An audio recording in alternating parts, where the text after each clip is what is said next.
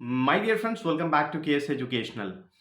किसी भी एग्जाम के रिजल्ट का या फिर उसके ज्वाइनिंग प्रोसीजर्स का पोस्टपोन होने का सीधा सीधा इम्पैक्ट स्टूडेंट पे पड़ता है। वो किसी भी सेक्टर का एग्जाम हो।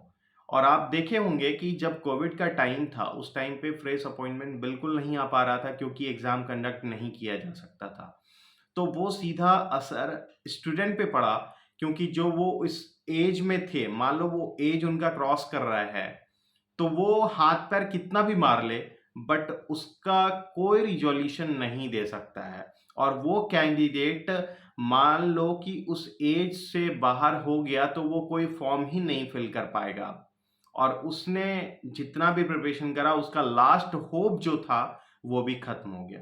उसी तरीके से अभी का जो सिचुएशन है कि कोई एक रिजल्ट या कोई एक एग्जाम के बाद जो ज्वाइनिंग प्रोसीजर्स है वो पोस्टपोन हो रहा है, तो वो कुछ दिनों से नहीं हो रहा है, बल्कि कुछ महीनों से हो रहा है, और ये सीधा-सीधा इम्पैक्ट स्टूडेंट पे पड़ेगा।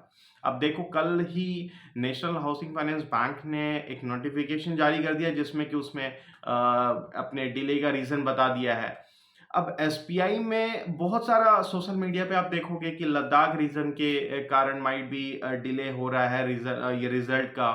लेकिन अभी तक कुछ ऑफिशियल नोटिफिकेशन नहीं आया। लेकिन एसबीआई ने जिस तरीके से सीबीओ का रिजल्ट का डिले किया और वो बताया गया कि अब इलेक्शन के बाद होगा, तो कहीं ना कहीं ये सब कुछ का सीधा असर जो है वो स्टूडेंट पे पड़ता है, और स्टूडेंट यहाँ बेचारा घिस के रह जाता है। वो ये समझो कि अगर टाइम टू टाइम हर रिजल्ट, टाइम टू टाइम हर ज्वाइनिंग प्रोसीजर्स अगर हो जाएगा, तो उससे बहुत ज़्यादा फ़ायदा स्टूडेंट को होगा। बस इतना ही हम लोग उम्मीद कर सकते हैं कि जो एसबीआई एटलीस्ट क्लर्क का रिजल्ट हो, वो टाइम पे आ जाए, और इसका जो भी डीवी का प्रोसीजर्स, एलपीटी का प्रोसीजर्स, ये कहीं ना कहीं इलेक्शन के टाइम पे इन सब का डिले देखने को मिल सकता है। लेकिन अगर फिर भी इन चीज़ों को टाइम पे कर दिया जाए, जो कि समहाउ थोड़ा-सा इम्पॉसिबल है, अगर कर दिया जाए तो बहुत ज़्यादा बेनिफिट होगा यहाँ पर स्टूडेंट को, अगर आप स्टूडेंट के नज़रिए से देखते हो तो। Isn't it my dear friends? और बहुत सारे एसएससी के एग्ज़ाम में देखो कि रिज़ल्ट में डिले देखने को मिलेगा। वेरियस बैंकिंग एग्ज़ाम्स में आपको ये चीज़ देखने को मिल रहा है। और माइट बी अब जो सिचुएशन चल रहा है, इसमें कुछ एग्जाम्स और कुछ रिजल्ट्स को छोड़ के बाकी बहुत सारे ऐसे रिजल्ट और एग्जाम्स हैं जिसको कि डिले जिसको कि आगे के लिए पोस्टपोन किया जा रहा है। तो माय डियर फ्रेंड्स, यहाँ पर लिटरली जो है वो स्टूडेंट ही इन सभी चीज़ों का शिकार होता है।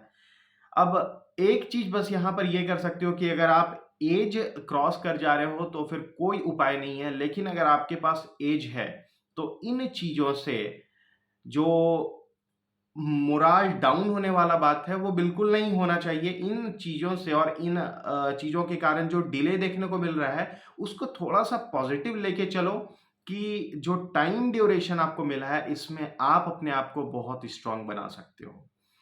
जो एक लैप है, वो कहीं न कहीं आप एक एक्स्ट्रा ले सकते हो अपने प्रिपरेशन को और स्ट्रॉन्ग करके अदर कैंडिडेट से, राइट? तो लेट्स सी कि जो एसबीआई का रिजल्ट है वो होपफुली बहुत सही टाइम पर आ जाए, और जो इसका एलपीटी, डीवी, ये सब चीज़ का जो प्रोसीजर्स है, आगे जो जॉइनिंग फॉर्मेलिटीज़ है, वो टाइम टू टाइम हो जाए। यही बेनिफिशियल होगा स्टूडेंट के लिए भी, और इवन ऑर्गेनाइजेशन के लिए भी। राइट? तो स्प्रेड करो मेरे वर्ड्स को अपने दोस्तों तक, अपने फैमिली मेंबर्स तक।